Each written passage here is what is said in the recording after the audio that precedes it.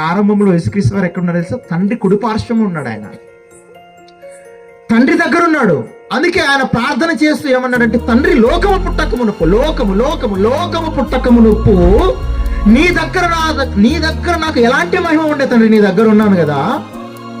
లోకమే పుట్టక మునుపు, ఈ భూమి పుట్టక మునుపు, నక్షత్రాలు పుట్టక మునుపు, చంద్రుడు, సూర్యుడు, ఈ ప్రకృతి ఏది పుట్టక మునుపు, ఈ భూలోకమే పుట్టక మునుపు, విశ్వంలో గ్రహాలు పుట్టక మునుపు, ఈ లోకమంతా పుట్టక మునుపు నీ దగ్గర ఎలాంటి మహిమ ఉండేనో, నీ దగ్గర ఉన్నప్పుడు నా దగ్గర నా పవర్స్ ఎలా ఉండేనో, నేను ఎంత ఆనందంగా నీతో ఉన్నాను.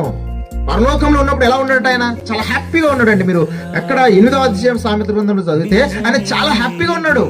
ప్రతి దినం ఆయన సంతోషంగా ఉన్నాడు. ఎప్పుడైతే భూమి మీదకి వచ్చాడో అప్పుడు ఏమండి, భూమి మీదకి వచ్చిన తర్వాత ఆయన పుట్టినప్పటి నుండి కష్టాలే. అందుకే దేవుడు నిజంగా ఆయన ఎంత గొప్ప నామం చేశాడంటే, మొన్న ట్రంప్ మాట్లాడితే ఏమన్నా తెలుసా, నేను అమెరికాకు బాస్ అనుకుంటున్నారేమో, నాకంటే పెద్ద బాస్ ఉన్నాడు ఆయన, బిగ్ బాస్ ఉన్నాడు ఆయన, ప్రపంచానికే బాస్.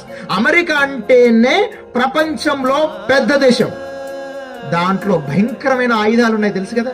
ఒకరిని భయపెట్టియాలన్నా, ఒకరిని మచ్చిక చేసుకోవాలన్నా వాళ్ళ సొంతం.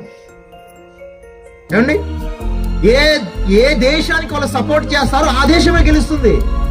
అంటే ప్రపంచంలో బలం కలిగిన దేశం ఏదైందంటే అమెరికా.